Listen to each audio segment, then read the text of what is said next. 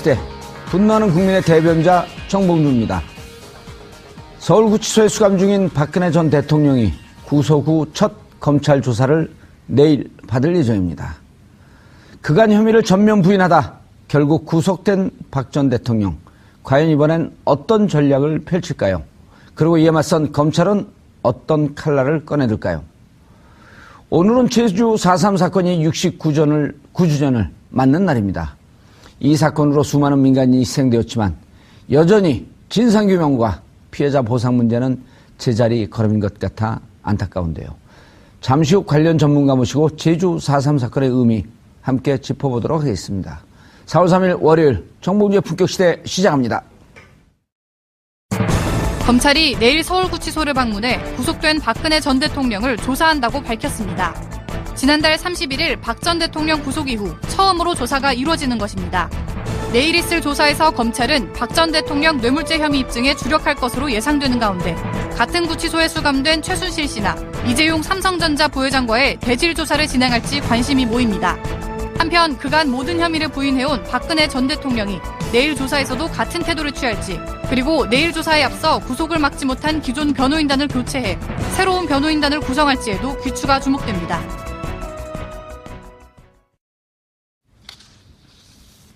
(4월 3일) 월요일 정봉주의 품격시대 첫 번째 이슈 들어가겠습니다. 검찰이 내일 박근혜 전 대통령 구속 이후 나흘 만에 첫 조사를 시작합니다. 박 전 대통령 측의 요청으로 조사 장소는 서울구치소로 결정됐는데요. 이 문제와 관련해 전문가 세 분 모시고 말씀 나눠보도록 하겠습니다. 고재열 시사인 기자 자리하셨습니다. 네, 안녕하십니까. 얼굴이 좋아지셨어요? 박근혜 전 대통령 구속되니까 예. 뭐 사람들 많이 얼굴이 펴는 것 같습니다. 아, 그래요? 스트레스가 많이 풀리셨어요? 뭔가 가슴에 응어리진 것들을 좀 풀어내서 그런지 디톡스가 된 것 같습니다. 고재열하고 밑에 기자, 기분 좋은 기자 이렇게 써야 되는데. 네. 자, 최강 변호사 자리하셨습니다. 네, 안녕하세요. 예, 오랜만에 나오셨어요? 그런가요? 예, JTBC가서 날라다니더니 여기는 슬그머니 오시네. 졸고 다녔는데. 자, 허성무 전 청와대 비서관님 자리하셨습니다. 네, 안녕하세요. 예.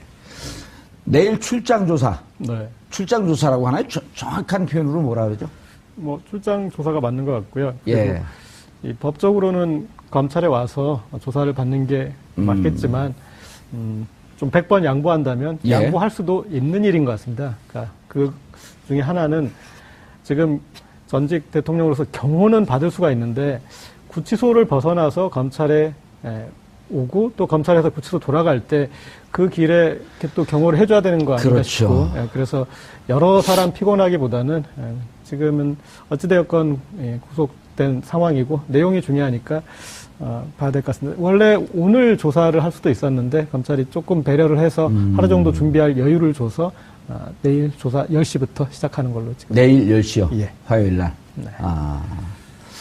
자, 우리 청취자분들도 샵 5400으로 다양한 의견 주시면 저희가 의견 반영하도록 하겠습니다. 샵 5400입니다. 100원의 문자 이용료가 들어갑니다. 자, 최강 변호사님. 예. 그런데 지금 검찰이 예. 친절 모드예요, 계속? 예. 글쎄, 뭐, 꼭 친절하게 대한다기보다는 자기들 입장에서는 이게 더 효율적이라고 판단한 면도 있을 것 같습니다. 예. 물론 뭐, 불쾌하게 대한 필요까지는 없겠지만, 하여튼, 그 전에 이제 뭐 영상 녹화 부분도 이례적으로 뭐 본인이 원하지 않아서 안 해줬다라는 발표도 하고, 또 이번에 이제 출장 조사를 하고 이런 것들을 보면서 다른 사람들과 좀 특별 대우를 하는 거 아니냐라는 생각을 하실 수도 있겠는데, 예. 원래 이제 전직 대통령이라는 신분 자체가 다른 사람들을 하고는 좀 다르고, 아까 이제 우리 고 기자님 말씀하신 것처럼 그 경호에 관한 거는 계속 적용을 받기 때문에 예. 뭐 그런 이제 다른 사람 번거롭게 하지 않는다는 차원도 있고, 그 다음에 검찰 입장에서도 어차피 그간에 일관되게 이제 그 박근혜 씨가 부인해 오던 상황이 있기 때문에 예. 그 증거를 가지고 이제 확인하는 절차를 그동안에 검찰 소환해서 했었다면 예. 이번에는 가가지고 뇌물죄와 관련해서 특히 강요라고 주장하는 이제 재벌들이 있지 않습니까? 근저들도 있고요. 그렇습니다. 예. 이제 그런 부분들이 영장 청구 사실에 적시되어 있는 부분들을 조금 더 보강하는 수사를 해야 되기 때문에 굳이 뭐 검찰에서 하지 않아도 된다, 검찰청에서 하지 않아도 된다는 생각을 할 것 같고, 예. 혹시나 또 뭐 대질신문 같은 게 필요하다면 또 구치소에서 이뤄질 수도 있으니까. 예. 아니, 그런데 이제 문제는 구속 기간이 최장 20일까지 아니? 그렇습니다. 예. 그러면 이제 4월 19일까지인데 예. 문제는 13가지의 혐의가 무척 많잖아요. 네네. 그리고 영장 실질 심사할 때 12만 쪽에 달하는 자료가 있었다 그랬단 말이에요. 그렇습니다. 그러면은 예. 그 막대한 자료를 들고 계속 움직여야 되나요, 검찰이? 아니면 그거 갖다 놓고 하나요? 그렇지는 않고요. 예. 그 경험이 있으셔서 확실히 정확한 부분을 지적해 주시는데 예. 이거 다른 방송은 지적을 못 해요, 이런 거.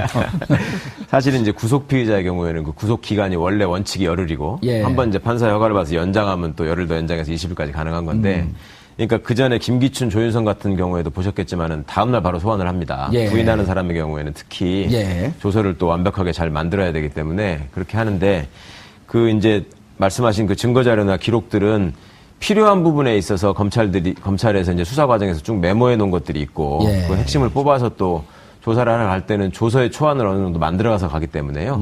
그걸 뭐 다 들고 다닐 필요는 없고 그리고 또 수시로 또 그 중간중간에 휴식 시간에 그 나와가지고 또 서로 연락을 합니다. 그러면서 이제 조사에서 나왔던 내용하고 본청에 있는 다른 그 그렇습니다. 팀들하고요. 예. 본래도 이제 검찰청에서 조사를 할 때도 조사실에다가 일종의 그 채팅창 같은 걸 띄워놓고 아하. 계속 이렇게 내부적으로 연락을 하면서 조사를 하거든요. 확인하는 쪽이 또 따로 있고. 예. 그러니까 이제 그런 시스템은 아마 유지하면서 할 것이고요. 그래서 조사실이 또 구치소에 별도로 있지 않습니까? 그렇죠. 가보셔서 예. 아시지만 거기 가면은 또 그런 시스템이 만들어져 있으니까. 예. 저는 추가 떠갖고, 예. 그때 남호 의원이 해갖고, 일단 확정이 돼갖고 들어갔는데, 예. 추가로 고소권이 있어갖고, 예. 계속 나와서 조사를 받았어요, 또. 그러니까 낙곰수에서 얘기한 나경원 의원 때문에. 그렇죠, 예. 예. 그러니까 들어가 봤더니 조사실이 한 7, 8개 있더라고요. 경찰들이 예. 와서 조사하는 조사실이. 예. 그러니까 이게 뭐 아주 특별하게 이례적인 경우는 아닙니다. 그렇게 조사한 경우도 꽤 있었습니다. 예, 알겠습니다. 허성무 비서관님 너무 오래전에 갔다 와서 기억이 가물가물하시죠? 그렇습니다. 한 번 더 가고 싶으세요? 저는 뭐 자체 구치소 내 조사는 없었고, 예. 그 검찰에 20일간 가서 조사를 예, 그러니까 아주 좋은 평론을 하기 위해서 한 번 더 가고 싶냐고요. 사양하고 싶습니다. 자, 그런데 이제 그 한웅재 형사 8부장이 다시 이제 구치소에 파견하기로 되어 있는데 문제는 박근혜 대통령 혐의를 계속 부인했잖아요. 그렇습니다. 구치소 들어가서 이제 구치소 소장이 계속 이제 언론 브리핑도 하고 그러는데 울었다는 것도 사실과 다르다. 문제 여러 가지 얘기를 하는데 심경의 변화가 있을까요? 어떨까요? 뭐 저는 전혀 변화가 없을 거라고 봅니다. 물론 그 검찰에 출석할 때 예. 실질 심사 받으러 갈 때 굉장히 긴장된 그런 얼굴이었지만 그렇죠. 지금에 와서 뭐 이렇게 부인하던 사실을 갑자기 시인하게 되면은 스스로 무너지는 거 아닙니까? 부인과 시인. 예. 그래서 뭐 검찰 조사에 특별한 변화를 보일 가능성은 좀 적다. 그렇게 보고요. 뭐 그럼에도 불구하고 검찰이야 이제 뇌물죄 입증을 해야 되기 때문에 예. 안종범 전 수석이라든지 또 다른 증인들이나 증거들 확보된 걸 들이대면서 확인하려고 계속 하겠죠. 그러나 이제 피할 수 없는 사실이 드러난 경우에도 뭐 저는 묵비권으로 오히려 일관되게 나가지 않을까. 그걸 시인하는 순간 자기 스스로 무너지고 예. 또 밖에서 아직도 태극기를 흔들고 있는 분들하고도 관계도 단절될 수밖에 없는 상황이기 때문에 그런 전략으로 가지 않겠느냐 그렇게 예측은 합니다. 예. 최 변호사님. 예. 그런데 이제 문제는 다시 이제 복귀를 해보면, 예. 12월 9일 대통령 탄핵 소추안 가결되기 이전에, 그러니까 1차, 2차, 3차 담화를 할 때부터, 최재경 당시 민정수석은 검찰 조사를 받자. 예. 라는 쪽으로 이제 방향을 잡았는데, 그게 결국은 유영하 변호사나 이런 사람들과 입장이 틀려갖고 옷을 벗고 나오는 상황이란 말이에요. 네네. 그때 검찰 조사를 받고 정치적으로 이제 그 시간이 좀 지났지만 하야 쪽으로 가면은 탄핵이나 이런 검찰 조사 이런 거로부터 좀 피할 수 있지 않았냐라고 하는 이제 그런 전략이었을 것 같은데 지금 입장에서 지금 허성무 비서관도 얘기했지만은 이거를 인정하고 좀 그 형을 좀 줄이는 이런 싸움으로 가는 이런 가능성은 전혀 없을까요? 그러니까 변호인한테 원래 가장 중요한 거는 자기 그 고객이 그 예. 클라이언트가 무슨 생각을 하고 있느냐를 알고 예. 그게 이제 그 피의자의 입장에 가장 유리한 쪽으로 변론을 해주는 것이 상식인데 전략을 세우고. 그렇죠. 예. 그러니까 지금 피의자 신분이 됐던 박근혜 씨의 입장에서 사실은 변호인의 조언을 귀담아서 들어야 될 부분들이 굉장히 많았습니다. 예. 그러니까 대통령이라는 직위를 어쨌거나 보유하고 있었기 때문에 탄핵 전까지 그때 피의자의 신분을 얻어서 입건이 된 상황이라면 그거 지금 말씀하신 것처럼 여러 가지 어떤 정치적인 통로를 확보해 놓는 것도 되게 중요했었거든요. 그렇죠. 어쨌든 그리고 불소추의 특권이 있기 때문에 그렇습니다. 예. 빠져나갈 수 있는 경우의 수도 좀 찾아볼 수 있을 거고. 예. 그러니까 제대로 된 변호사라면 그런 가능성까지 쭉 염두에 두고 자 A안, B안, C안이 있는데 이렇게 하면 이게 장점이고 이게 단점이고 이렇게 했을 때 본인한테 뭐 제일 가는 혜택은 이런 거고 단점이라면 이런 게 있고 이런 것들을 다 설명을 해줘야 되거든요. 예. 그런 과정에 전제가 돼야 될 게 뭐냐면 피의자 본인이 변호인한테 자, 내가 솔직히 말해서 이러이러한 사정이 있었다. 왜냐하면 변호인은 비밀 엄수 의무가 있기 때문에 예. 그 얘기를 다 해줘야 되고 해줘도 되거든요. 그러면 그런 저런 게 있었으니까 그런 부분에서 최대한 법률적으로 좀 여지를 만들어 달라고 요청을 하면서 상담을 했어야 되는데 예. 지금까지 보면은 헌법재판소의 어떤 그 탄핵 심판 과정도 그렇고 그다음에 형사사건의 수사 과정에서도 그렇고 이분이 본인이 변호사들을 그렇게 자주 만나지 않았단 말입니다. 거의 안 만났죠. 예. 예. 그러니까 무슨 뭐 사정에서 만나는 식으로 변호사들이 가서 피의자를 만나고 그러면 변호인의 입장에서도 그 취득할 수 있는 정보가 한정돼 있는 것이고요.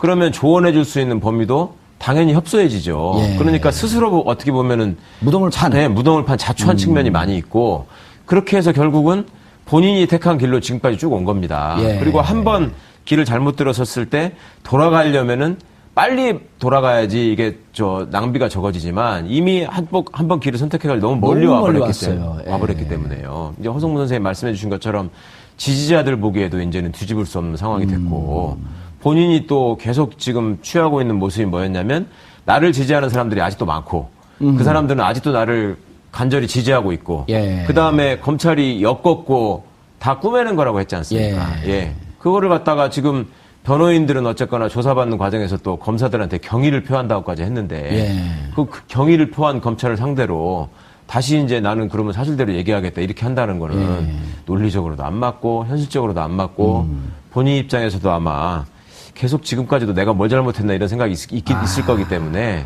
좀 피해나기가 어려울 것 같습니다. 예. 허성무 비서관님, 경의를 표한다 그랬다 그 입장을 바꾸고 이제 저주를 퍼붓겠다. 이럴 수는 없는 거 아니에요, 느닷없이. 그렇죠. 그러니까 예. 이제 지금 입장이 왔다 갔다 할 수 없는 상황이 있는 거죠. 만약에 이제 입장을 바꿔서 부분적으로 사실을 인정하고 유죄임을 인정해버리면은 지금 전체가 다 무너지는 거예요. 무너질 뿐만 아니라 이후에 역사적으로도 내가 정치적으로 탄압을 받아서 이직이 됐다는 일관성을 잃게 되는 것이고 예. 사실은 밖에서 태극기를 흔들고 있는 사람들이 유죄였네 이렇게 되는 순간에 다 사라져버리게 되는 거죠. 그분들이 태극기 대신 촛불을 들 거 아니에요. 네, 그럴 수도 있죠. 예. 이제 그럴 상황이 되면 완전히 스스로가 다 무너져 버리게 되기 때문에 어쨌든 뭐 지금 사실은 그 형량의 문제는 어떤 분들은 뭐 뇌물죄가 되면 형량이 높아지기 때문에 이것만은 피해가면서 다른 걸로 가지 않겠느냐 예. 이런 말씀도 하고 실제 이제 박근혜 대통령 전 대통령이 보여주고 있는 피의자의 모습 이런 걸 보면은 피의자로서 어떻게 조금 피해가려고 하는 그런 모습도 보이긴 하지만 사실은 어떤 강한 죄를 받더라도 벌을 받더라도 나중에 정치적으로 사면 복권을 충분히 고려하고 있을 거거든요. 그런 면에서 보면 오히려 한 길로 가야 된다는 주장들이 더 먹힐 수 있어요. 정치적 탄압의 희생자다 나는. 그렇죠. 그렇게 가야만이 오히려 뭐 사면 복권이라든지 이런 이후에도 뭔가를 모색해 할 수도 있는데 스스로 유죄임을 인정하는 순간에 다 무너져 버리니까 예. 아까 뭐 방금 변호사님 말씀하시지만 돌아가기에는 너무 멀리 가 있는 것이 아닌가 그래서 예. 저는 이렇게 박근혜 전 대통령 변호인단 자중질환이 지금까지 3번 정도는 있었다고 봐야 될 것 같습니다. 3번. 아무도 못 본 걸 혼자 보셨네. 3번이나 있었어요? 네, 자중질환이. 일단은 최재경 전 수석이 합류되지 못한 지점. 그러니까 본인이 그냥 간단하게 그냥 이렇게 거부한 거 정도로 이렇게 나오는데 최재경 전 수석한테 부탁을 했을 때는 또 맥락이 있고 그 사람이 거절하는 데까지 또 맥락이 있을 거 그건 아니겠습니까? 탄핵 이유를 말씀하시는 네, 건가요? 이게- 탄핵 이후에 변호사 선임할 때. 그렇죠. 그러니까 어허. 간단한 문제는 아닌가. 뭐냐면 얘기가 되다가 엎어진 거잖아요. 그런데 그러면 그 엎어지는 과정에서 보면 최재경 전 수석이 와서 여기를 지휘를 했어야 되는데 지휘하는 그 역할을 빼앗기지 않은 쪽이 첫 번째 있었다는 것이죠. 네. 아니, 그러니까 그거는 3월 10일 탄핵된 이유란 말인가요? 아니면 일단 또 지금까지 쭉 지금까지 이제, 과정에 보면 첫 번째. 그러니까 정무수석에 들어갔을 때 그때 얘기하시는 거죠? 민정수석에 들어갔을 때. 예, 그 뒤에 이제 뒤에 부탁을 했을 때. 그다음 예. 두 번째는 이 박근혜 헌법재판소 대리인단에서 예. 이 밖에 나서 정치 투쟁을 하시고 그리고 갑자기 헌재에서 1시간 동안 이렇게 반론을 하고 그랬잖아요. 태극기를 등에 예. 그런 쓰고. 돌발 행동들, 그리고 그 내부에서 발언 순서를 놓고 또 조율이 안 된 모습도 보이고, 그러니까 그분들 중에서도, 그러니까 박 전 대통령과 좀 받아들여지는 쪽이 있고, 거기에 받아들여지지 않아서 밖에서 그렇게 액션을 보여줘야 하는 그룹이 있었던 거죠. 그 탄핵 소추 대리인 변호인들 얘기 들어보면 지금 고재열 기자님 얘기한 시점을 1월 중순쯤으로 보더라. 그때까지 네. 법리 투쟁을 하다가 느닷없이 정치 투쟁으로 바뀐 시점이 있었다. 네. 그거 이제 두 번째. 그분들 뭐 얘기. 합류하고 그다음에 합류했는데 적응을 못 해낸 거죠. 그다음에 뒤에 이제 또 빠지게 됐으니. 그다음에 지금 와가지고 제가 이제 또 불협화음이 있구나라고 느꼈던 거는 검찰 조사를 받던 날 예. 이렇게 이제 메시지가 되게 짧았는데 그 전날 이제 메시지가 있을 것이다라는 얘기가 있었고 그랬는데 결국 메시지가 없었는데 아하. 손범규 전 의원 같은 경우에 언론 인터뷰를 하면서 몰랐다라고 얘기를 했잖아요. 예. 네. 그런데 그 중요한 어떤 그 자리에서 그 중요한 메시지에 대해서 본인이 관여하지 못했다라고. 네. 그러니까 이 안에서도 간단한 얘기로 변호인들 안에서 문고리가 형성된 거죠. 지금 문고리 권력이 새로운 신문고리 권력이 이제 뭐 변상시라고 할까요? 변상시들 중에서 문고리 권력이 새로 형성됐고 거기에서 계속 벗어나면서 이제 여기까지 왔는데 박근혜 전 대통령 입장에서는 늘 이 유체 이탈을 하시는 분이기 때문에 여기까지 온 과정에 희생양이 필요한 거예요. 왜 저들이 잘못해서 내가 여기까지 오게 됐다. 이제 그런 맥락을 이제 그래서 지금에야 왜냐하면 그 전까지는 그 문고리 변호사들이 심기 관리를 가장 잘했던 거죠. 그분들이 변론을 잘한 게 아니라 심기 관리를 잘해서 대통령 뜻에 맞게 얘기를 만들어줘서 맞춰줬기 때문에 옆에 있을 수 있었는데 그들 때문에 지금 여기까지 이르렀고 그리고 이제 의미 있는 지적이시네요. 역시 시사인 고재열 기자입니다. 그래서 제가 조금 덧붙이자면 유영하 변호사라는 분의 역할에 좀 주목을 하셔야 될 것 같은데요. 지금 유영하 변호사는 헌법재판소 대리인단에 포함되지 않았었거든요. 그렇죠. 네, 계속 형사사건을 맡고 있는 거였고 처음에 변론 차원에서 했던 얘기가 뭐냐면 여성으로서의 사생활을 존중해줘야 된다 이런 얘기를 했었거든요. 그러니까 같은 변호사의 입장에서 볼 때 과연 형사사건 변호인단의 변론 전략이 무엇이었는가가 저는 계속 이게 의문입니다. 그러니까, 전략이 뭐였었냐. 그러니까 헌법재판소도 물론 우왕좌왕하는 모습을 보이긴 했지만 변호사가 여러 명 있을 때는 말입니다. 변호사가 여러 명 있을 때는 각자의 역할 분담이 있어야 되거든요. 그래야지 그 당사자를 위한 효율적인 변론이 됩니다. 당연히 그렇지 않겠습니까? 그 여러 사람들이 똑같은 얘기만 반복해서도 안 되고 또 각 전문 분야에서 기여를 해줘야 되는 것인데 지금 우리 고 기자님 말씀하신 것처럼 만나러 가서 직접 얘기하는 변호사는 딱 한정돼 있었어요. 한 명 아니면 두 명이고. 그렇죠. 그중에 지금도 이제 유영하 변호사가 계속 접견도 하고 뭘 하고 있다고 그랬는데 이분이 지금 시청자분들께서 유영하 변호사라는 이름을 검색을 해보시면 제일 먼저 등장하는 게 그 BBK 사건 때 관련이 있거든요. 그러니까 당내 경선을 할 때. 김경준 만나러 미국에 몰래 갔다 왔던 그렇습니다. 변호사. 이명박 씨하고 당내 경선을 할 적에 그 김경준 씨를 설득하러 미국에 가서 돌아와가지고 말하자면 이명박한테 불리한 증언을 해달라. 이런 걸 하러 만나러 간 사람이 유영하 변호사잖아요. 그러니까 혹은 들어오지 못하게 하든지. 그렇게 하든지. 그러니까 결국은 그때도 어떤 정치적으로 그러니까 사건을 정치적으로 몰아가서 정치적 이득을 얻기 위한 그런 역할을 하는 데 있어서 당시에 박근혜 대표 내지는 후보하고 긴밀한 연락을 갖고 있었던 것이고 지금도 보면은 변론을 하는 데 있어서 어떤 법리적인 다툼이나 증거 싸움을 하는 것이 아니고 어떤 정치적인 의미를 자꾸 부여하면서 정치적인 내용으로 가려고 한다고 그런단 말입니다. 근데 그 부분을 피의자 스스로 판단을 해서 그렇게 계속 해보니까 내가 계속 불리해지더라. 그러니까 그렇게 그만하시라. 내지는 변호인을 바꾸는 상황도 생각을 해봐야 되는데 지금까지는 보면은 유영하 변호사에 대한 신임을 거두고 있는 것 같지 않아요. 그러니까 변호인을 한다고 하더라도 뭐 추가로 선임을 하거나 아니면 헌법재판 그 대리인을 했던 분들을 좀 그 중에서 일부를 뭐 교체한다거나 이런 생각을 하고 있는 것 같은데 그러니까 오죽하면 바깥에서 보던 동생인 박지만 씨가 변호인을 좀 바꿔야 될 것 같다. 그러니까 그런 얘기들을 있어요. 먼저 하잖아요. 그러니까 객관적으로 볼 때 지금 실질적인 법리적인 어떤 도움은 받지 못하고 제가 보기에는 변호인들의 어떤 정치적인 입장이나 또 자기 장래에 대한 어떤 전략에 의해서 좀 냉정하게 말하자면 이분이 좀 이용당하는 측면도 있다. 그런 부분까지도 피의자로서 좀 고민을 해봐야 될 텐데 그러지를 못하고 있는 게 지금 박근혜 씨의 비극이라고 저는 생각합니다. 알겠습니다. 허성문 비서관님, 그러니까 지금 이제 두 분들 얘기를 이렇게 전체적으로 보면은 큰 축이 이제 두 개가 있는 거예요. 그 박근혜 전 대통령의 대변인이 유영아를 중심으로 한 이제 뭐 아까 변상시라고 표현했는데 변호인 십상시를 줄여서 이제 변상시라고 그런 것 같아요. 유영아를 중심으로 해서 박근혜 대통령의 심기 변론을 잘하는 이런 변호사 축이 있고, 그다음 다른 한쪽에서 최재경 등을 중심으로 한 이건 법리 싸움을 해야 된다. 그렇죠. 축이 있었는데 계속 이제 이쪽에 그 딜이 밟힌 거거든요. 그 계속 유영아 주장만 듣고 있었던 거란 말이에요. 그렇죠. 특검에 조사 나가야 된다. 헌재 재판관에 가서 출석해서 얘기해야 된다. 그런데 최재경이 3월 10일 이후에 이제 보도된 바에 따르면 합류하지 않은 것은 유영아가 너무 좌지우지하고 있기 때문에 들어가봐야 얘기 안 먹힌다. 이런 보도들이 나오고 있거든요. 그렇습니다. 그 보도도 뭐 굉장히 합리적인 그 보도라고 생각을 하는데 예. 사실은 이제 최재경 민정수석이 간둘 때 상으로 다시 한번 돌아가 그렇죠. 보면은 예. 유영아 변호사를 갑자기 박근혜 전 대통령이 불러들였어요. 예. 그리고 어쨌든 그 이 형사 이제 특수본 1기죠. 예. 그 조사에 대응하는 변호사로 지정을 한 거죠. 그리고 나서 이제 뭐 아까 변호사님 말씀처럼 뭐 여성으로의 사생활 이야기도 했지만은 더 중요한 이야기 하나를 뭘 했는가 하면은 조작과 거짓으로 쌓아 올린 사상 누각이다 이 말을 했어요. 검찰 수사를. 그러고 난 다음에 어쨌든 최재경 민정수석이 간둔다는 이야기가 나오기 시작했죠. 그때 이제 세간의 추측은 그런 거였습니다.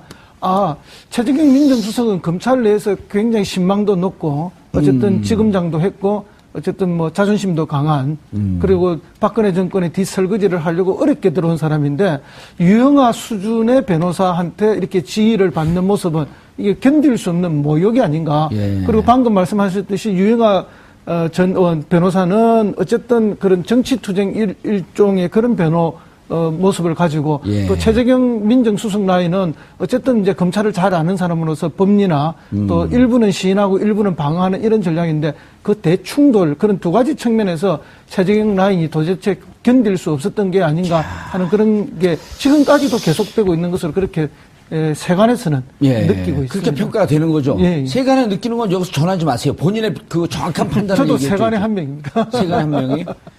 그런데 그러면 지금 이제 최 변호사님 작전을 바꾸거나 예. 흐름을 틀으려고 하면 예를 들어 박지만 동생의 얘기대로 이거 도대체 객관적으로 보이는 거 아니야? 박지만 입장에서는 이거 변호인 전략 실패한 거 아니냐? 그런데 유영아만 계속 지금 접견을 가고 있단 말이에요. 네. 이걸 확대하거나 방향을 바꿀 수 있을까요? 그러니까요. 그 과정에서 하여튼 당사자인 피의자 본인의 의사가 중요한 것인데, 그러니까 동생도 가서 뭐 이제 그 서양희 변호사, 예. 그 부인인 서양희 그것도 변호사 변호사가 아니에요. 가서 접견을 했다는 거잖아요. 아마 그 동안에 쭉 접견을 안 하고 있다가 지금 가서 만난 이유는 이제 박지만 씨 의견을 좀 전달하고 예. 서양희 변호사가 자기 중심으로 좀 변론단을 꾸려보겠다. 예. 그런 의견을 아마 제시했을 것 같아요. 근데 그거를 본인이 받아들여야지 그게 가능한 것이지. 본인이 싫다는데 바깥에서 강제로 그냥 이 사람들이랑 그냥 하라고 이렇게 할 수 있는 사람들이 지금 없잖아요. 그리고 그런 얘기를 하면은 또 오히려 레이저를 맞았을 가능성이 있기 때문에 하여튼 본인이 처음부터 자꾸 무덤을 파고 들어가고 지금 상황에서도 누가 좀 꺼내주려고 해도 자꾸 그걸 뿌리치는 이런 상황이 계속되고 있는 거 아닌가 싶어요. 그러니까 거기 들어갔으면 좀 현실을 이제 인정을 해야 되는데 답답하네. 이제 그 빵 선배로서 가서 얘기해주고 싶기도 하고. 예? 왜냐하면 일단 징역에 들어가면 징역 표현 중에 감옥 표현 중에 꽂힌다는 표현이 있어요. 네. 그 변호인 접견 가서 많이 느껴보셨잖아요. 감옥 안에 사는 사람들은 정보가 제한되어 있기 때문에 이거 아닌가 이렇게 의심하고 하게 되면 그 생각밖에 안 나는 거예요. 그렇죠. 예. 밖에서 누가 무슨 얘기를 해도 안 들어와요. 그리고 자기 유리한 쪽만 자꾸 보려고 하기 때문에 뭐 최근에 나왔던 감옥에 있을 때 불리한 쪽으로 자꾸만 보여요. 이게 나한테 그 꽂혀갖고 그 생각만 계속 하면 교도관들이 그걸 설득하는 게 그렇게 힘이 드는데 박근혜 대통령 스타일로 제가 보면은 이건 더욱더 유영아 변호사를 찰떡같이 신봉할 위험성이 더 높다. 이렇게 보여요. 그럴 수 있겠죠. 예. 보면은 이제 박근혜 전 대통령이 이런 사건과 연루되어서 하지 않았으면 좋았던 일을 주로 한 거는 이제 신년 이후거든요. 그러니까 12월 3일까지 이제 3차 대국민 담화까지 담화의 과정은 조금씩 잘못에 대해서 인정하고. 더 예. 깊이 있게 인정하는 과정이었어요. 마지막 담화에서는 하야 그렇죠. 그 플랜까지도 달라, 프로세스까지 달라 이렇게 얘기했잖아요. 예. 그러니까 거기는 아주 정상 과정이었는데 갑자기 이제 신년에서 기자들 불려가지고 뭐 완전히 엮인 것이라니. 예. 그다음에 또 정규제 TV에 출연을 해서 처음부터 기획된 일이 아닌가 싶다. 뭐 이런 표현으로 이렇게 가던 거. 그러니까 만약에 이제 재판이나 이런 거에 있는 어떤 그 피의자에 대해서 변호인, 정상적인 변호인이라면 그런데 나가서 그런 식으로 얘기할 이 필요가 없다라고 말렸을 일이잖아요. 그런데 그렇게 본인 속풀이를 그냥 이렇게 하게 내비둔 어떤 그런 이제 법률 조언단 그들이 이렇게 검찰 조사는 응하지도 않으면서. 네. 네. 여론 이제 그러니까 여론전으로 풀려고 했던 것들, 이제 그런 것들을 이렇게 진행했던 것에 대해서 이제 문제 제기가 좀 본격적으로 나오는 것 같고, 예. 그리고 이제서야 이제 사람이 좀 이렇게 고립되거나 감옥이나 군대 가 보면은 그래도 이제 드디어 피가 물보다 진하다라는 생각을 좀 하게 되지 않습니까? 그러니까 드디어 이제 박지만 서양희 부부가 좀 역할이 나오면서 그러다 보면은 가장 지금까지 문고리에 있었던 사람과의 충돌이 불가피할 수밖에 없고 그래서 지금 이제 유영하 변호인에 대해서 비토가 이제 좀 본격적으로 나오는 것 같습니다. 알겠습니다. 피가 물보다 진하는 상황인데 갖고 근데 우리가 왜 박근혜 전 대통령 걱정해 주죠? 하도 한심한 일만 하니까. 네. 아니 제가 뭐 친해서 이렇게 같이 술 한잔 먹거나 그런 자리 아니어도 이제 이렇게 오다 가다 좀 몇 번 만났거든요, 박지만 씨를. 네. 이 기회에 연락했고 좀 감옥 어드바이스를 좀 해줄까요? 왜냐면 좀 답답하긴 해요, 진짜. 자꾸만 죽을 게만 내니까. 그렇죠. 그런데 자 안에서 이제 만약 계속 부인하면 예. 유영하는 만주 변호사인 저도 이길 것 같아요. 느낌이. 그런데 대질신문을 할까요, 안 할까요? 김기춘, 예를 들어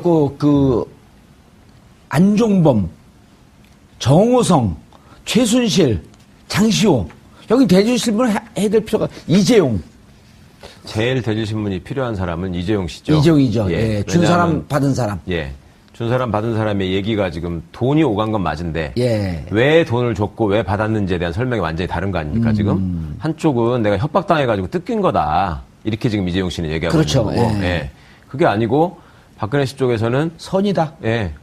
정부 정책으로 해서 협조를 부탁했을 뿐이다. 예. 이렇게 얘기하고 있잖아요. 그러니까 뇌물도 아니라고 하고 삼성을 봐준 적도 없다라고 지금 얘기를 하고 있는데 그러니까 서로 혜택을 받은 게 없다라는 얘기는 공통적으로 하면서 예. 돈이 오간 거에 대해서는 그럼 인정하고. 혜택 받은 것도 없는데 왜 돈을 줬냐라고 하니까 이재용 씨는 나는 그러니까 협박당해서 뜯긴 겁니다라는 나름대로는 논리적인 지금 예. 얘기를 하고 있는 거예요. 예.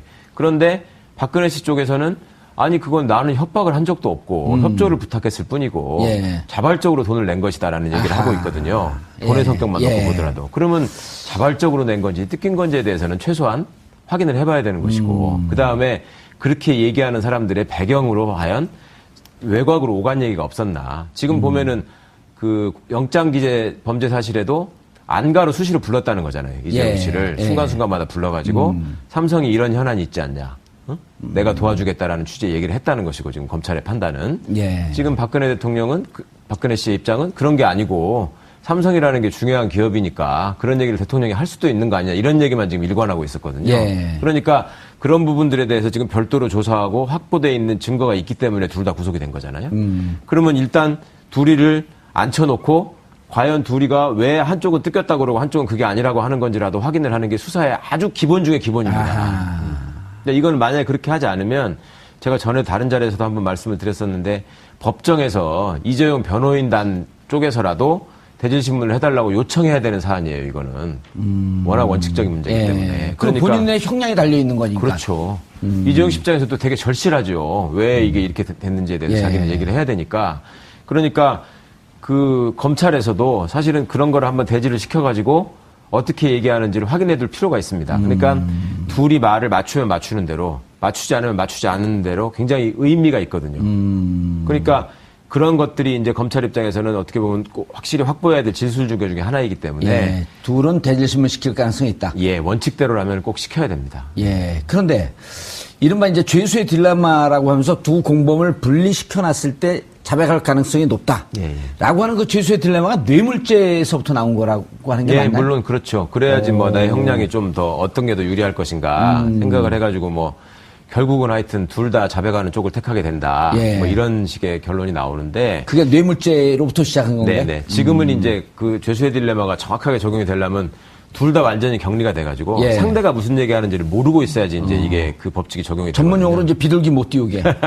통방 근데 못하게. 이제 한쪽은 구속돼 있고 예. 한쪽은 바깥에 있고 하면서 언론 보도나 이런 것들을 통해서 무슨 얘기하는지를 지금 다 알고 있잖아요. 예. 네. 그러니까 그거는 오히려 수사기관의 입장에서는 앉혀놓고 그래 한번 할 수 있는 데까지 거짓말 해봐라. 나는 그대로 적어주겠다. 예. 그리고 법정에 가서 다 깨트리겠다. 아하. 이게 어떻게 보면 수사하는 입장에서는 또 기법. 유효한 전략이죠. 예. 알겠습니다. 호성모 비서관님. 그런데 정말 중요한 사람들 이재만 안 보고 어디 갔어요? 한번 좀 찾아오세요. 글쎄 말입니다. 문고리 3인방 중에 정호성은 들어가 있고 이재만 안봉근에 대해서 누가 숨기는지 계속 숨기고 있어요? 이 친구들이 20년 정도를 박근혜 전 대통령을 모신 사람들인데 예. 그 윤전추, 뭐 이영선 이런 사람들은 헌재에 나와서 증언을 하고 예. 또 박근혜 전 대통령께 뭔가 유리한 활동을 하려고 애를 썼잖아요. 예. 근데 20년을 모신 이 사람들은 어디 간지 흔적이 없어요. 헌재 출석도 다 거부했고. 헌재에 나와서 박근혜 대통령을 위해서 증언 좀 해달라 했을 때도 완전 사라져버려 나타나지도 않고 그래서 아주 의리 없는 사람들이 아닌가 이렇게 일반적으로 전략일까요? 의리 없는 사람들일까요? 첫째는 이제 의리 없는 사람이라고 일반적으로 보고 있는 것이고요. 그래서 지살길만 찾고 있는 것이 아닌가. 거기 나가서 이렇게 증언하고 이럴 때 혹시나 특검에 그때 당시에 특검이 있지 않습니까? 예. 특검에 뭐 책을 잡혀서 다시 수사를 받지 않을까 하는 그런 두려움들 때문에 자기 일신 돌보기 그런 배신의 모습을 보여준 게 아닌가. 그게 지금 보편적인 것 같습니다. 근데 이제 전략으로 보는 사람들은 정호성이 다 뒤집어 쓰고 갔으니까 둘은 잘 보존해놨다가 나중에 박근혜 전 대통령을 위해서 뭔가 역할을 하게 만들자 하는 그런 전략으로 이야기하는 사람들도 있지만 전자가 더 우세한 느낌입니다. 알겠습니다. 두 전략이에요? 뭐 이거 너무 궁금하더라고.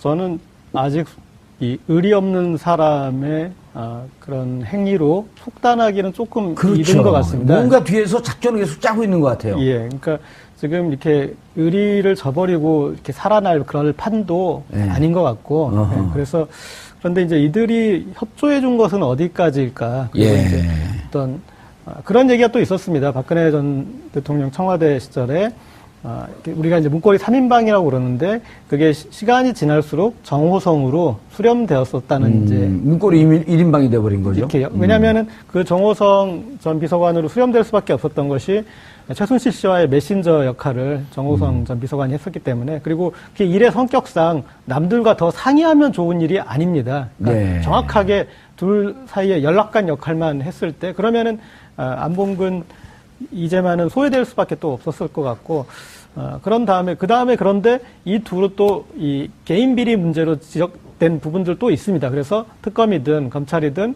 일단 수사를 걸어서 진행할 수 있는 엮을 수 있는 부분들이 분명히 있는데 아직까지 이렇게 좀 적극적이지 않은 부분에 대해서는 그래서 그렇다고 또 이들을 특별히 봐줘야 할 이유도 없기 때문에 저는 어느 일정 정도의 또 협조도 있을 수도 있는 거 아닌가. 뭐 그래서 예. 좀 아직까지는 저는 아직 좀 판단을 못 하겠습니다. 네. 알겠습니다. 최 변호사님, 검찰 그 공소장을 보면 공소장인가 구속영장을 보면은 예. 롯데와 SK는 강도 높은 수사를 받았고 그 회장이 예. 그런데 현재로서는 강요에 의한 피해자로 예. 적시가 되어 있단 말이에요. 예. 그런데 보면은 롯데 같은 경우는 추가로 70억 달라 그랬다가 준 다음에 네, 압수수색 들어가기 전에 돌려주고 네. SK 같은 경우는 80억 달라 그러니까 좀 깎아갖고 30억 주고 예, 예. 그리고 둘 다 면세점 떨어졌다가 다시 면세점 됐고 예. 이런 등등의 인과관계가 있는데 앞으로 이것이 좀 더 추가 조사가 되면서 네. 뇌물죄로 될 가능성을 열어놨나요? 아니면 여기서 끝난 건가요? 가능성은 계속 열어놔야죠. 왜냐하면 그 삼성을 지금 뇌물로 그 어차피 공소장을 바꿀 것 같습니다. 지금 법정에서 판사가 물어봤다는 거거든요. 예. 강요죄하고 뇌물죄에 대해서 정리를 해라. 아하. 왜냐하면 이중기소라는 주장을 하니까. 예. 그러니까 이제 검찰이 이중기소 아니다. 정리하겠다. 이렇게 예. 얘기를 했었거든요. 예. 근데 박근혜 씨 기소와 동시에 정리하겠다는 얘기예요. 그 얘기는 뇌물죄를 우선되는 범죄로 정리를 하겠다는 얘기입니다. 그렇다면 삼성의 다음 전략은 뭐가 되겠습니까? 왜 다른 기업들도 똑같이 돈 냈는데 거기는 강요죄고 우리만 뇌물죄 이렇게 나올 거 아니겠어요? 예. 그러니까 검찰 입장에서는 아니다 다른데도 그 어떤 대가 관계나 청탁의 내용만 다를 뿐이지 이것도 다 뇌물이었다라고 가는 게 훨씬 더 일관성이 있고 이재용과 박근혜 그 뇌물 공여 내지는 수수 관계에 예. 그거를 입증하기가 훨씬 더 일관되고 논리적으로 보이게 되는 것이죠. 그러니까 검찰이 수사 의지가 있다면 그리고 여태까지 그러니까 뇌물로 확실하게 공소를 유지할 자신이 있다면 다른 기업에 대해서도 뇌물죄를 적용하고자 하는 시도를 할 겁니다. 예. 끝까지. 예. 그러니까 그 부분은 아직 저는 그 닫혀 있지 열려 있다. 않다고 봅니다. 아. 예. 허성모 비서관님, 네. 우병우 어떻게 됐어요? 우병우하고 안 친해요? 우병우는 뭐 앞으로 해도 우병우고 뒤로 해도 우병우다 이러는데 그 우병우 수사가 사실은 뭐 이 사건의 마지막 종착점이 아닌가 예. 이렇게 많은 분들이 봐요. 사실은 이 사건이 이렇게 커지고 엉망이 되고 비극적인 상황까지 올 동안에 어떤 뭐 이렇게 워치독 역할을 해야 되는 게 우병우였는데 오히려 방치하고 또 방조했던 그런 역할이었고 오히려 그런 최순실의 국정농단을 심지어 도와준 게 아닌가 그 도움을 위해서 직권남용이라든지 이런 걸 행한 게 아닌가 이래서 우병우의 수사는 반드시 필요하다. 그게 또 국민 정서가 마지막 우병우를 종점으로 찍어야 한다는 게 이제 요구이기도 합니다. 그런데 뭐 그동안 수사가 안 된 거에 대해서는 검찰에 대한 오해도 많고 또 오해가 아니라 그것이 사실일 수도 있고 그런데요. 어쨌든 검찰이 이제 뭐 지금 원래 내일 5일날 수사를 하겠다 했는데 우병우 측에서 하루만 더 시간을 달라 해서 6일날 소환해서 수사하겠다는 거 아닙니까? 그 어쨌든 검찰이 우병우 전 민정수석에게도 굉장히 친절한 검찰 이런 모습을 보여주는 게 사실이고요. 사실 뭐 국민들 입장에서는 과연 수사가 되겠느냐 이렇게 의심을 할 수밖에 없죠. 그동안 뭐 검찰하고 뭐 천여 차례의 이런 통화가 있었고 그 중에 총장과의 통화도 있었고 법무부 검찰국장과의 통화도 있었고 이영렬 중앙지검장하고도 있었고 뭐 이렇게 됐기 때문에 사실상 이게 뭐 수사하는 척만 하고 안 될 거다 이런 이야기들을 많이 하니까 검찰에서 발끈했어요. 우리가 지금 뭐 46명이나 이미 조사를 했고 우병우를 수사하기 위해서 사전 준비를 이렇게 많이 했다. 이렇게 오늘 이야기들이 많이 흘러나왔는데 결국은 우병우의 그 죄과들을 밝혀내는 것이 김수남 총장의 마지막 임무가 아닌가. 그리고는 결국은 옷을 본인도 벗는 것이 아닌가 이렇게 오호. 예측하고 있습니다. 오, 세게 예측을 하시네. 사실은 박근혜 전 대통령이 구속이 되고 이 상황이 있으면 이제 자기는 옷을 벗어주는 게 맞는 이야기죠. 그런데도 안 벗고 있기 때문에 뭔가 더 마지막 임무가 남아있는 것이 아닌가. 그것은 이제 우병우를 정리하는 거. 그게 육참골단의 마지막 모습이 아닌가. 어떻게 보세요? 이런 얘기가 있잖아요. 김수남 총장이 우병우로 치면은 유지가 될 거고 우병우를 못 치게 되면 옷을 벗는 상황이 올 것이다. 그러니까 검찰 내부에서야 당연히 앞으로 검사를 쭉 해야 되는 사람의 입장에서는 우병우 씨에 대해서 어떻게든 확실하게 처리를 하고 넘어가야지만 그나마 검찰이 살 수 있는 여지가 생긴다라는 생각을 가질 수밖에 없고요.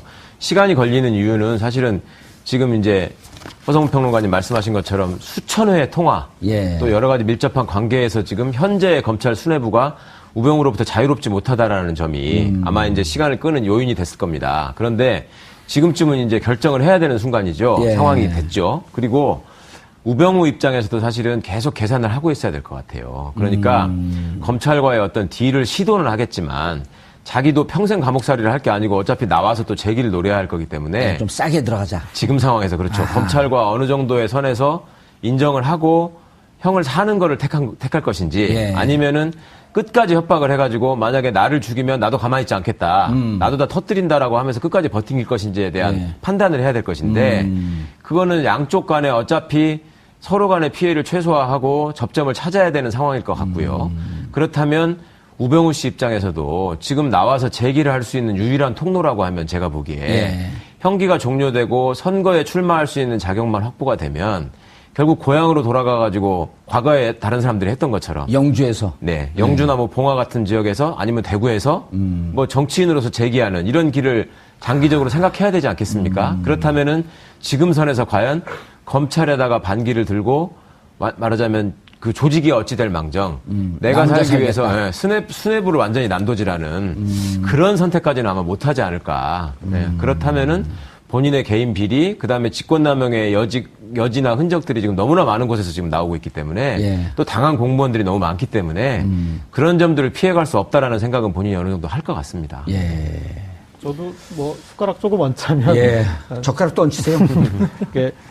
그런 수순일 것 같습니다. 가장 무난한 것은 우병우 전 수석 같은 경우에 최순실 씨 관련된 국정농단의 이 비리와 연루돼서 들어가는 선택은 안 할 겁니다. 그거는 마지막 어떤 최후의 마지노선이기 때문에 그 전에 어떤 개인 비리 문제나 정강. 네 그리고 아니면 이제 문체부 어떤 이 직원들 징계 자천시킨 강요나 거. 예. 그리고 조금 더 가면은 세월호 수사에 대한 어떤 관여한 그 부분까지 그렇죠, 하면서 이제 어느 정도 사법 처리가 될 것이고 김수남 총장 같은 경우에는 이제 이전에 노무현 전 대통령 수사지휘했던 임채진 총장 그리고 김대중 전 대통령 당시에 홍삼 트리오 그 아들 문제 수사지휘했던 이명재 총장이 뒤에 사퇴했듯이 이제 우병우 건까지 우병우가 그렇게 구속이 되면은 그 다음에 이제 사퇴를 함으로써 그 뒤에 우병우와 관련돼서 검찰까지 건드리지 못하게 그러니까 나의 사퇴로 이제 어떤 검찰에 대한 이거는 가름하자 예. 이제 그 정도에서 마무리가 되지 않을까 싶습니다. 알겠습니다. 박근혜 최순실 국정농단 사태가 이제 우병우라고 하는 마지막 인물만을 남겨놓고 있는 상황입니다. 박근혜 대통령 구속영장 청구할 때 김수남 검찰총장이 이런 말씀을 했습니다. 법과 원칙에 따라서 하겠다고. 법과 원칙에 따라서 해주시기 바라겠습니다. 두 분이 혹시 지금이라도 우병우, 김수남 두 분께서 막회서 협상하는 듯한 모습을 보이게 되면 아직도 1,600만 촛불 시민의 3,200만 거 정도로 이렇게 나오는데 최재경 전 수석한테 부탁을 했을 때는 또 맥락이 있고 그 사람이 거절하는 데까지 또 맥락이 있을 거가 그건 아니겠습니까? 탄핵 이유를 말씀하시는 네, 건가요? 이게- 탄핵 이후에 변호사 선임할 때. 그렇죠. 그러니까 어허. 간단한 문제는 아니니까 뭐냐면 얘기가 되다가 엎어진 거잖아요. 그런데 그러면 그 엎어지는 과정에서 보면 최재경 전 수석이 와서 여기를 지휘를 했어야 되는데 지휘하는 그 역할을 빼앗기지 않은 쪽이 첫 번째 있었다는 것이죠. 네. 아니 그러니까 그거는 3월 10일 탄핵된 이유란 말인가요? 아니면 일단 또 지금까지 쭉 지금까지 이제, 과정에 보면 첫 번째. 그러니까 정무수석에 들어갔을 때 그때 얘기하시는 거죠? 민정수석에 들어갔을 때. 예, 그 뒤에 이제 뒤에 부탁을 했을 때. 그다음 예. 두 번째는 이 박근혜 헌법재판소 대리인단에서 예. 이 밖에 나서 정치 투쟁을 하시고 그리고 갑자기 헌재에서 1시간 동안 이렇게 반론을 하고 그랬잖아요. 태극기를 등에 그런 쓰고. 돌발 행동들 그리고 그 내부에서 발언 순서를 놓고 또 조율이 안 된 모습도 보이고 그러니까 그분들 중에서도 그러니까 박 전 대통령과 좀 받아들여지는 쪽이 있고 거기에 받아들여지지 않아서 밖에서 그렇게 액션을 보여줘야 하는 그룹이 있었던 거죠. 그 탄핵 소추 대리인 변호인들 얘기 들어보면 지금 고재열 기자님 얘기하는 시점을 1월 중순쯤으로 보더라고요. 그때까지 네. 법리 투쟁을 하다가 느닷없이 정치 투쟁으로 바뀐 시점이 있었다. 네. 그거 이제 두 번째. 그분들 뭐 얘기. 합류하고 그다음에 합류했는데 적응을 못 해낸 거죠. 그다음에 뒤에 이제 또 빠지게 됐으니 그다음에 지금 와가지고 제가 이제 또 불협화음이 있구나 이렇게 느꼈던 거는 검찰 조사를 받던 날 예. 이렇게 이제 메시지가 되게 짧았는데 그 전날 이제 메시지가 있을 것이다라는 얘기가 있었고 그랬는데 결국 메시지가 없었는데 아하. 손범규 전 의원 같은 경우에 언론 인터뷰를 하면서 몰랐다라고 얘기를 했잖아요. 예. 네. 그런데 그 중요한 어떤 그 자리에서 그 중요한 메시지에 대해서 본인이 관여하지 못했다라고. 네. 그러니까 이 안에서도 간단한 얘기로 변호인들 안에서 문고리가 형성된 거죠. 지금 문고리 권력이 새로운 신문고리 권력이 이제 뭐 변상시라고 할까요? 변상시들 중에서 문고리 권력이 새로 형성됐고 거기에서 계속 벗어나면서 이제 여기까지 왔는데 박근혜 전 대통령 입장에서는 늘 이 유체이탈 하시는 분이기 때문에 여기까지 온 과정에 희생양이 필요한 거예요. 왜 저들이 잘못해서 내가 여기까지 오게 됐다. 이제 그런 맥락을 이제 그래서 지금에야 왜냐하면 그 전까지는 그 문고리 변호사들이 심기 관리를 가장 잘했던 거죠. 그분들이 변론을 잘한 게 아니라 심기 관리를 잘해서 대통령 뜻에 맞게 얘기를 만들어줘서 맞춰줬기 때문에 옆에 있을 수 있었는데 그들 때문에 지금 여기까지 이르렀고 그리고 이제 의미 있는 지적이시네요. 역시 시사인 고재열 기자입니다. 그래서 제가 조금 덧붙이자면 유영하 변호사라는 분의 역할에 좀 주목을 하셔야 될 것 같은데요. 지금 유영하 변호사는 헌법재판소 대리인단에 포함되지 않았었거든요. 그렇죠. 네, 계속 형사사건을 맡고 있는 거였고 처음에 변론 차원에서 했던 얘기가 뭐냐면 여성으로서의 사생활을 존중해줘야 된다 이런 얘기를 했었거든요. 그러니까 같은 변호사의 입장에서 볼 때 과연 형사사건 변호인단의 변론 전략이 무엇이었는가가 저는 계속 이게 의문입니다. 그러니까, 전략이 뭐였었냐. 예.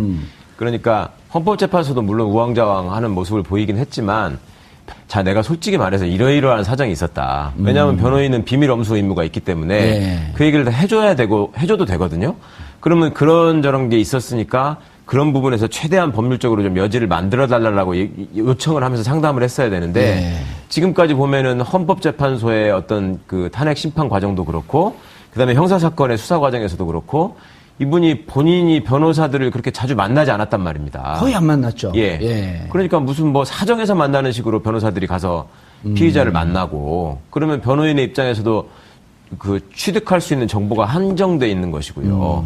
그러면 조언해 줄 수 있는 범위도 당연히 협소해지죠. 그러니까 스스로 어떻게 보면은 무덤을 판. 네, 무덤을 판 자초한 측면이 많이 있고 그렇게 해서 결국은 본인이 택한 길로 지금까지 쭉 온 겁니다. 그리고 한번 길을 잘못 들어섰을 때 돌아가려면은 빨리 돌아가야지 이게 낭비가 적어지지만 이미 한 번 길을 선택해가지고 너무 멀리 와버렸기 때문에요. 이제 허성무 선생님 말씀해 주신 것처럼 지지자들 보기에도 이제는 뒤집을 수 없는 상황이 됐고 본인이 또 계속 지금 취하고 있는 모습이 뭐였냐면 나를 지지하는 사람들이 아직도 많고 그 사람들은 아직도 나를 간절히 지지하고 있고 그 다음에 검찰이 엮었고 다 꾸며낸 거라고 했지 않습니까?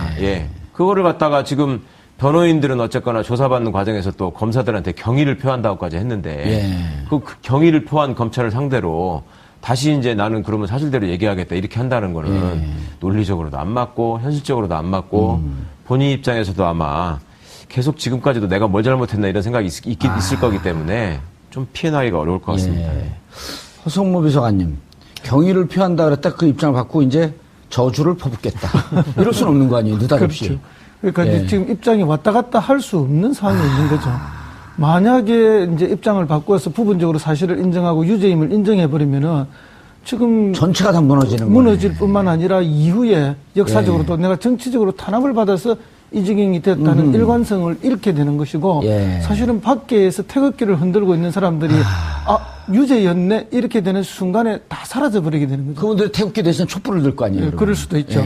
이제 그럴 상황이 되면 완전히 스스로가 다 무너져 버리게 되기 때문에 어쨌든 뭐 지금 사실은 그 형량의 문제는 어떤 분들은 뭐 뇌물죄가 되면 형량이 높아지기 때문에 이것만은 피해가면서 다른 걸로 가지 않겠느냐 이런 말씀도 하고 실제 이제 박근혜 대통령, 전 대통령이 보여주고 있는 피의자의 모습 이런 걸 보면은 피의자로서 어떻게 조금 피해가려고 하는 그런 모습도 보이긴 하지만 사실은 어떤 강한 죄를 받더라도 벌을 받더라도 나중에 정치적으로 사면 복권을 충분히 고려하고 있을 거거든요. 그런 면에서 보면 오히려 한 길로 가야 된다는 주장들이 더 먹힐 수 있어요. 정치적 탄압의 희생자다 나는. 그렇죠. 그렇게 가야만이 오히려 뭐 사면 복권이라든지 이런 이후에도 뭔가를 모색해 할 수도 있는데 스스로 유죄임을 인정하는 순간에 다 무너져 버리니까 아까 뭐 방금 변호사님 말씀하시지만 돌아가기에는 너무 멀리 가 있는 것이 아닌가 그렇습니다. 저는 이렇게 박근혜 전 대통령 변호인단 자중질환이 지금까지 3번 정도는 있었다고 봐야 될 것 같습니다. 3번. 아무도 못 본 걸 혼자 보셨네. 3번이나 있었어요? 네, 자중질환이. 최재경 전 수석이 합류되지 못한 지점. 그러니까 본인이 그냥 간단하게 그냥 이렇게 거부한. 들어갑니다. 자, 최강 변호사님. 그런데 지금 검찰이 친절 모드예요, 계속. 글쎄 뭐 꼭 친절하게 대한다기보다는 자기들 입장에서는 이게 더 효율적이라고 판단한 면도 있을 것 같습니다.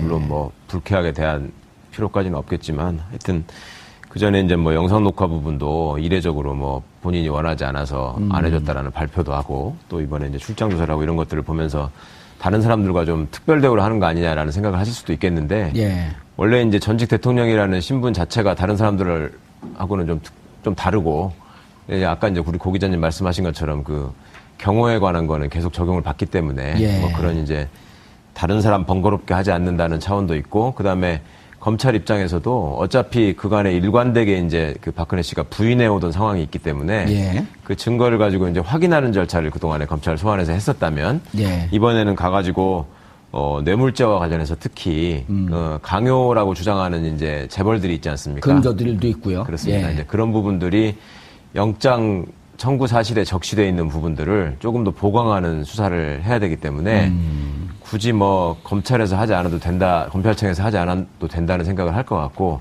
혹시나 또 뭐 대질신문 같은 게 필요하다면 또 구치소에서 이뤄질 수도 있으니까. 아니 그런데 이제 문제는 구속 기간이 최장 20일까지 아니? 맞습니다. 그러면 이제 4월 19일까지인데 문제는 13가지의 혐의가 무척 많잖아요. 네네. 그리고 영장 실질 심사할 때 12만 쪽에 달하는 자료가 있었다 그랬단 말이에요. 그렇습니다. 그러면은 네. 그 막대한 자료를 들고 계속 움직여야 되나요, 검찰이? 아니면 그거 갖다 놓고 하나요? 그렇지는 않고요. 예. 그 경험이 있으셔서 확실히 정확한 부분을 지적해 주시는데 예. 이게 다른 방송은 지적을 못 해요, 이런 거.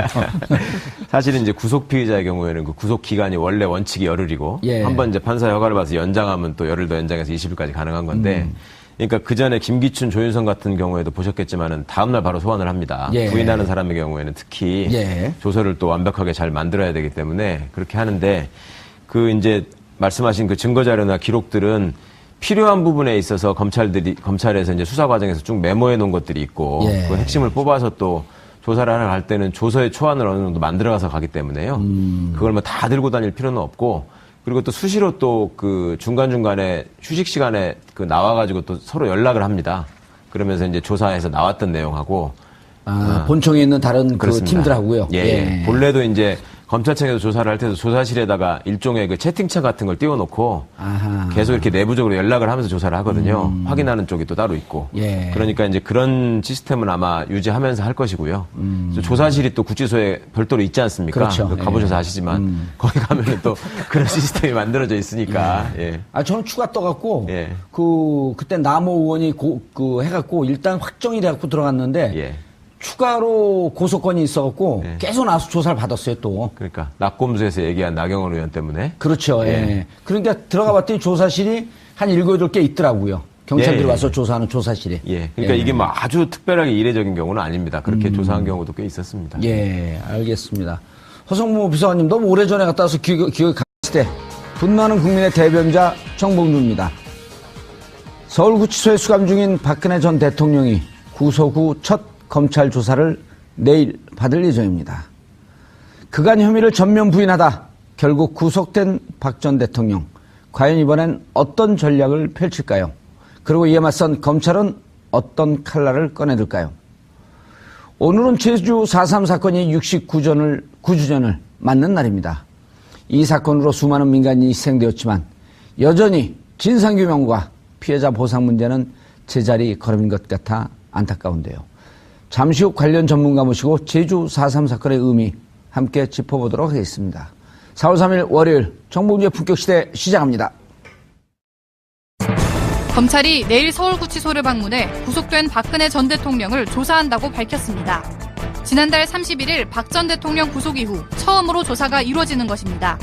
내일 있을 조사에서 검찰은 박 전 대통령 뇌물죄 혐의 입증에 주력할 것으로 예상되는 가운데 같은 구치소에 수감된 최순실 씨나 이재용 삼성전자 부회장과의 대질 조사를 진행할지 관심이 모입니다. 한편 그간 모든 혐의를 부인해온 박근혜 전 대통령이 내일 조사에서도 같은 태도를 취할지, 그리고 내일 조사에 앞서 구속을 막지 못한 기존 변호인단을 교체해 새로운 변호인단을 구성할지에도 귀추가 주목됩니다.